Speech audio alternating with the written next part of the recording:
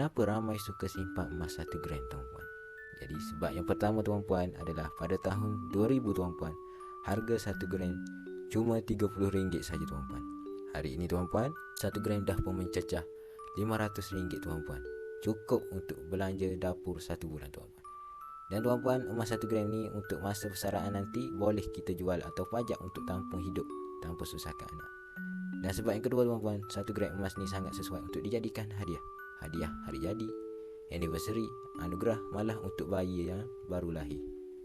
Dan sebab yang ketiga tuan-puan adalah apabila kita konsisten menyimpan emas 1 gram setiap bulan tuan-puan, simpanan kita makin bertambah dan tak mudah bocor. Berbeza dengan kita simpan duit RM300, belum tentu kekal tuan-puan simpanan kita.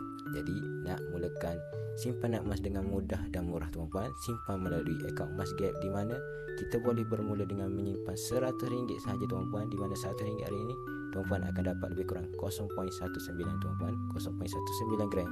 Jadi tuan-puan yang nak mulakan simpanan emas boleh klik link di bio saya untuk saya bantu, dan teruskan follow saya untuk lebih banyak ilmu emas dan keuangan. Semoga bermanfaat.